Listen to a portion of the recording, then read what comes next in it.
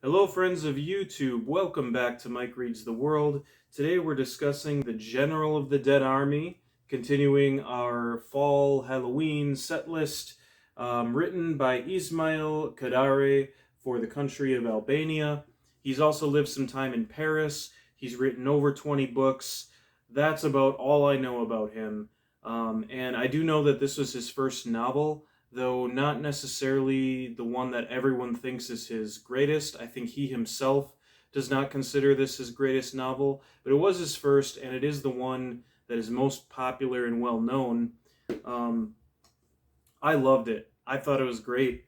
Uh, Even from the beginning, I knew I was gonna love it.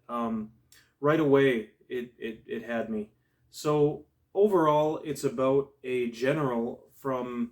Although I don't know it's ever mentioned specifically, he's from Italy. This general is being sent on a mission 20 years after World War II by the government. It's an agreement between the two governments that he's going to go and dig up the bodies and bones of all of the Italian soldiers that died in Albania during the war. And this is the entire book. There is no, it is the driving mission and goal. Specifically, there is only one high-ranking Italian colonel that is whose body has still not been recovered from Albania, and this is Colonel Z. And we meet Colonel Z's mother and wife, who he was really married to for only 2 weeks before he went off to the war and then died right at the beginning. The general is also traveling with a very stoic priest who right away shows a lot of suspicion and foreboding about the mission that they're on, although he's very quiet about why he's acting this way or not sharing the general's enthusiasm. The general, for example, believes that this mission that they're on has Greek proportions, despite the monotonous rain and the dark terrain of autumn in which they're going into Albania. And I will say this book takes place in kind of a perpetual autumn, not literally, but they will be in Albania for a couple years, and nearly all of the events in the book take place during the Octobers of these years. And it's something that really stands out, this perpetual October of the action of the book. It gives it a sense of time kind of standing still, and it gives the sense of that their mission isn't really progressing or advancing toward anything. But I'll get more into that as we go on. And the general actually describes his own mission in Homeric terms. He says he imagines himself as, I quote, the representative of a great and civilized country, and his work must be greatly worthy of it. In the task he was now undertaking, there was something of the majesty of the Greeks and the Trojans, of the solemnity of Homeric funeral rites. And the general drank another glass of brandy, and from this night onwards, every day, every night, far though he was from his country, all those awaiting his return would be saying as they thought of him, at this moment he is searching. We are here, out strolling for our pleasure, going to the cinema, to restaurants, while he is over there, leaving no path untrodden in that foreign land in order to recover our unhappy sons. Oh, truly that man's task is a heavy one, but he will make a success of it. He will not have been sent in vain, and may God be with him. This is all going on in the general's mind, and I felt such an empathy for him in the same way that when you read Don Quixote and you see this person going on a quest that from the outside perspective looks absolutely mundane, even darkly humorous, that seems to be like, how could this end well, sort of thing. This man is going into a strange country with people who do not sympathize with him, who may even despise him because he is the face of an enemy they fought 20 years ago, looking to recover the bones of his countrymen. But it's in some sense an honorable mission. It is. And I feel that if you read this book, and I don't believe that Ismail Kadare wrote this book with the intention to make the general a totally bad figure. He certainly has flaws. He's certainly egotistical. He certainly fails to listen to the Albanians as he goes in, or recognize their sort of their pain and their unique culture, really kind of only thinking about himself in that sense. He It's hard not to relate, because we've all been there at some point in life where we feel very inspired to go on a certain quest, or we have to, and we have to make the most of it, and we all want to see ourselves in a good light, don't we?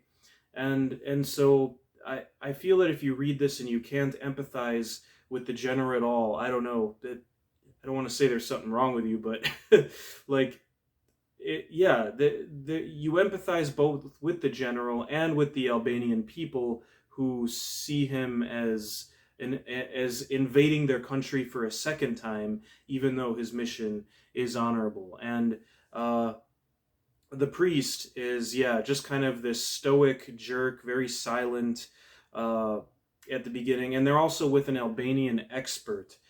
This Albanian expert is helping them translate and guiding them among the local population, helping them as they follow this list of coordinates, basically, that the Italian government has been rounding up to help them in this mission, to find all these soldiers. So they basically know exactly where they have to go. Sometimes the grave is a little farther. Sometimes it's dirty work. And the second chapter introduces you right away into this dirty work that they're doing. And the general, even on the first bodies that they're digging up, is already showing signs of impatience and anxiety about this mission. What if we don't find him?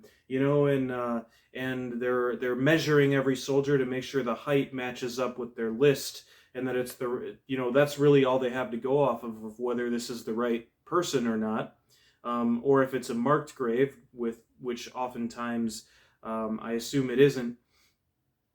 But they have these Albanian work, they hire local Albanians to hire them to help them dig up these graves. And it's actually dangerous work, because they even discuss right away that there are infections lying dormant, bacterias lying dormant in these graves, and that it's the Albanians themselves who are being hired to dig up the graves of their former enemies, and exposing themselves to that risk. So it's just this multi-layered situation that I never really expected from the basic description of what this book was about. A general going to a country to look for the dead bodies of soldiers that died in a war 20 years ago that he never fought. And this makes for a fascinating exchange. Right, before he's going on this mission, he thinks back to the days. There's a chapter where he's remembering the days before this mission began. His wife had forebodings, didn't want him to go. There were people lining up at his door, bringing them photos of family members, the last things they'd heard about family members, begging him to help them. Even a woman whose family member died in Russia, who he's not even going to Russia. He has nothing to do with it, but he says, we'll do what we can, and so on. He's just so tired by this point of all these people coming to him, asking to help find their loved ones and so on. And he says, don't worry, we'll get it all taken care of. But then another general who actually fought in the war comes to his house, and this interaction is incredible.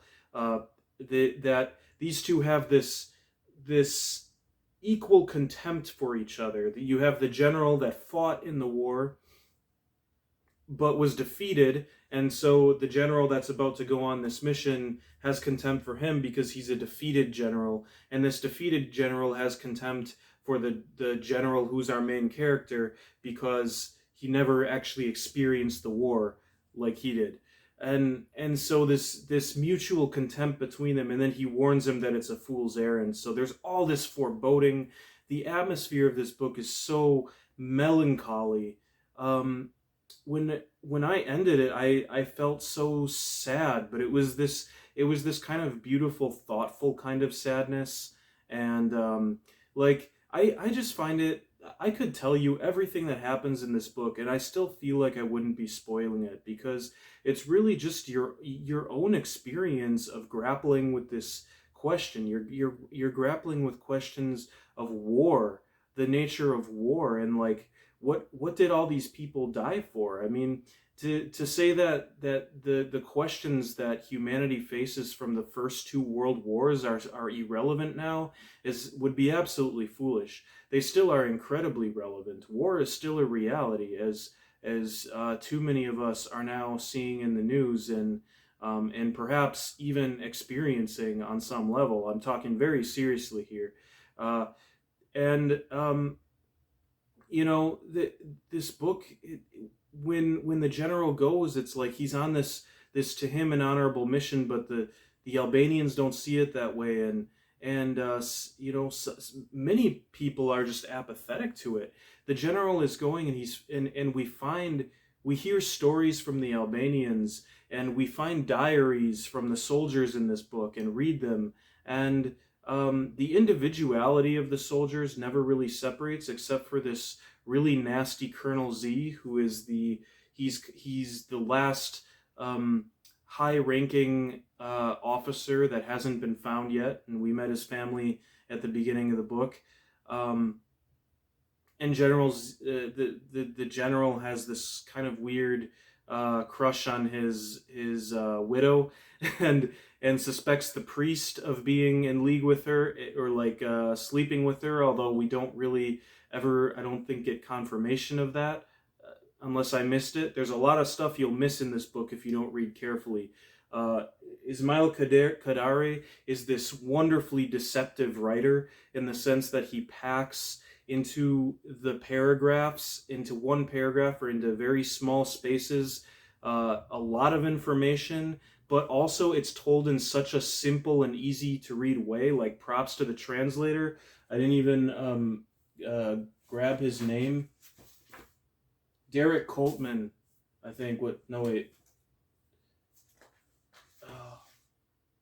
Yeah, Derek Coltman, who actually, this translation is from the French edition of this book. So it was originally published in Albanian, but this translation by Coltman is actually from the French, first translated to French, and then he translated from the French of it. So, where was I? Yeah, so, yeah, we have the whole book, like, very little happens. We go between the general staying in various villages. He remembers the days before he's sent on this mission, and then he's just kind of going from village to village, thought to thought, cafe to cafe.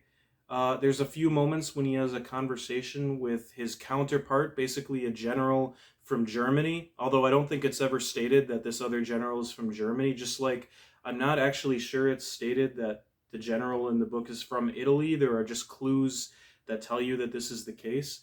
But he basically meets another general from another country, which I heard later is supposed to be Germany, who is doing the same thing, trying to find all these dead soldiers of his country in Albania, except he has no coordinates, he has no map. So in a way, he's this perfect counterpart to the general, and in some ways his opposite, but in some ways the exact same. And the disorganization of his search mean that he is basically digging up anybody he finds, right? So, and there's obviously corruption going on, because he arrives with a mayor from his country, and then this mayor has some scandal and goes off. So the general and the lieutenant general, that's how they're separated in this book. We don't actually get their names. They make this incredible counterpart, and in fact, the major, if we want to say there's a major climax of the book, right after the major climax of the book, which, again, just to emphasize the point that not much actually happens in this book, and yet it is so engaging, the major climax of this book is that the general, on his last days in the country, is just tired of all this doom and gloom and the weight of his mission, and he sees a wedding going on in town, and he says, I'd really like to just go to that wedding and relax a bit with the locals, you know? And I think it's well-intentioned. Uh, and the priest warns him, no, you really shouldn't do that. And he goes anyway. And what happens at that wedding is like the one thing of this book I'm not spoiling, but it is incredible and it ties the whole thing together. And then what happens after the wedding, the scene immediately following the wedding as well, is the climax of the book. But then right after that, basically to close the book, we have a conversation between these two counterpart generals that are on the same mission from different countries that were allied in World War II. And again comes this contempt for each other.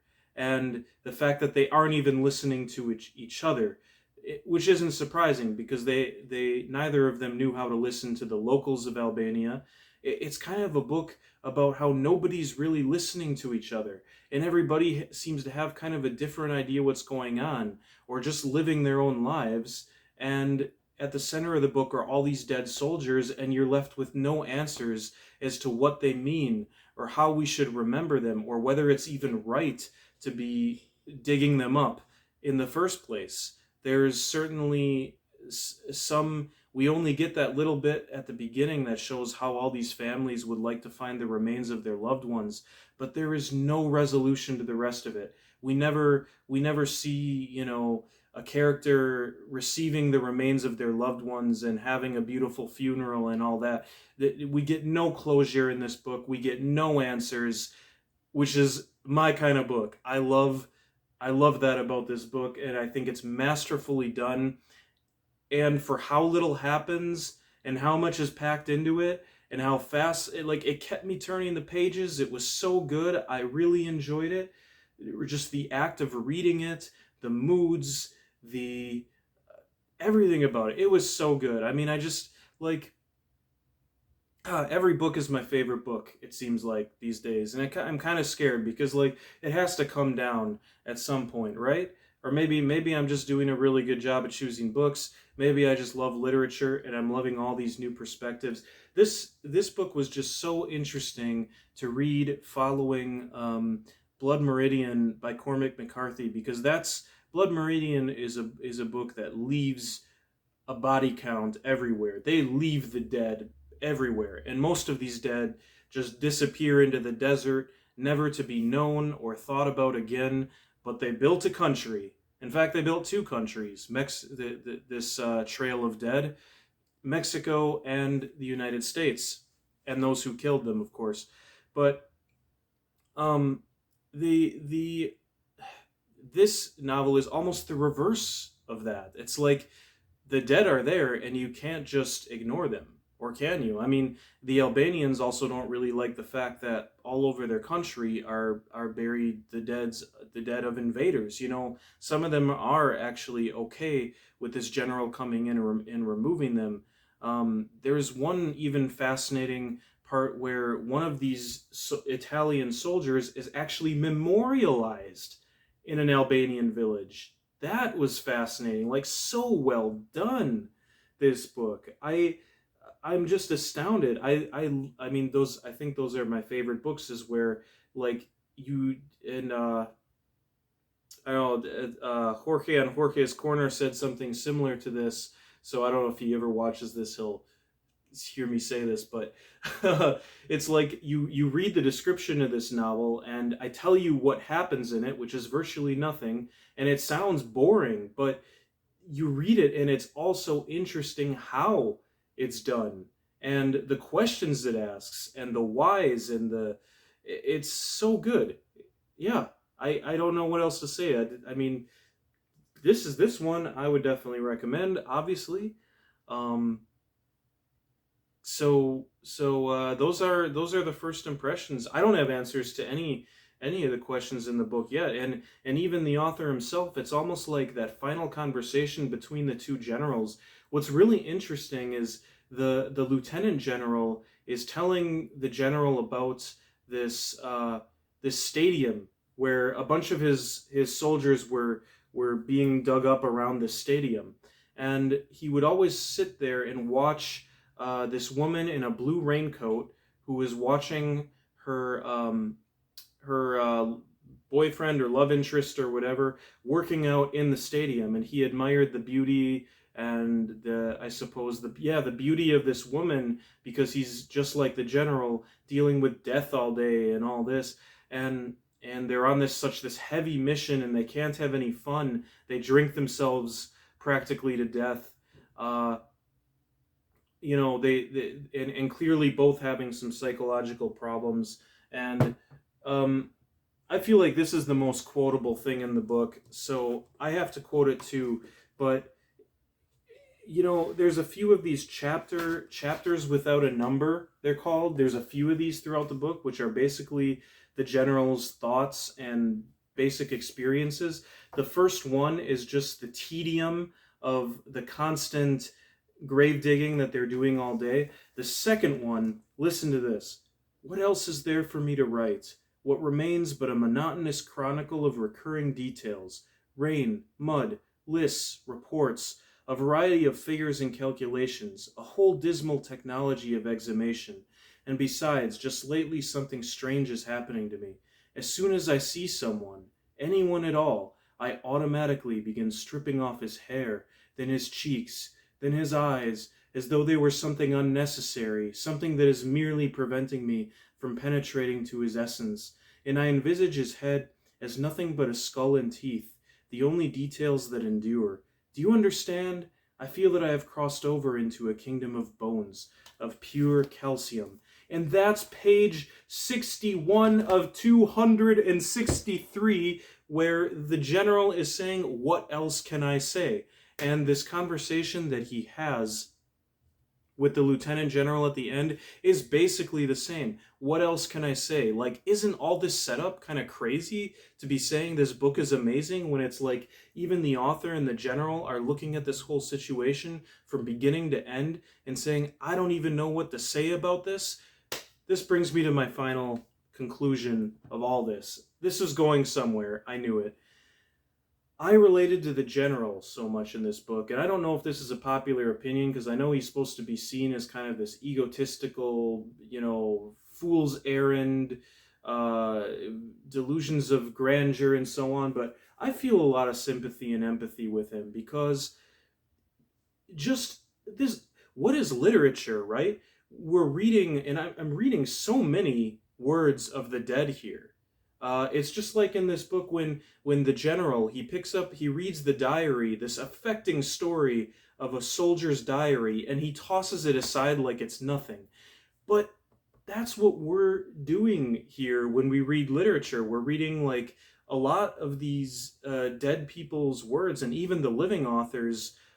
These stories come out of their past selves, and it's kind of like these sort of the bones of thoughts and things that happened in the past. Like, as readers, we're all kind of grave diggers a little bit. And there was this sort of metaphor that I started associating myself with very early on in the book, kind of this feeling of collecting pieces of the past and going on this adventure that I'm trying to, convince myself is a heroic journey, and that's kind of what keeps me going, right?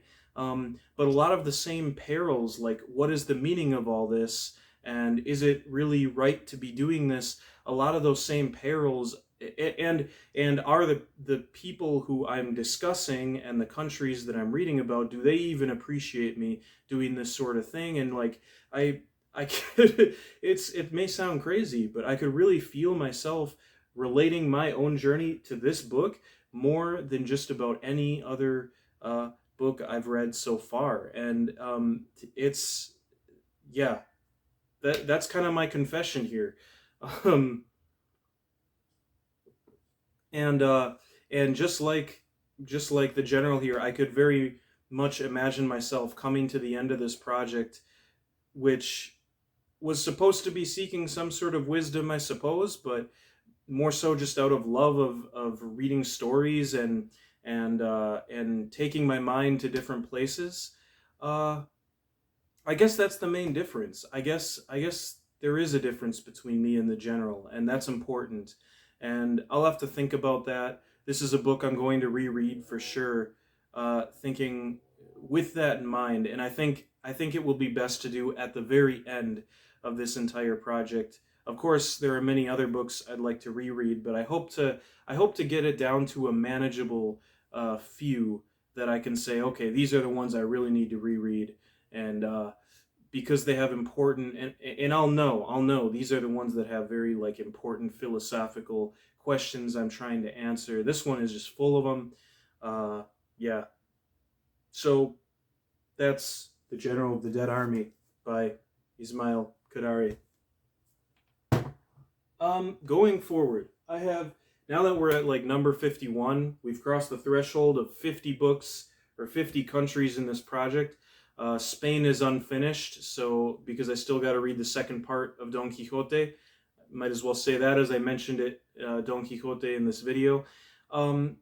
Yeah, I'll probably start that early next year, or hopefully get it finished by early or halfway through next year, part 2 of Don Quixote, and then I can say I've read a book for Spain complete. So this one, even though it's number 51, is actually 50 countries read. But there's a caveat there that a few countries I've only read a graphic novel for.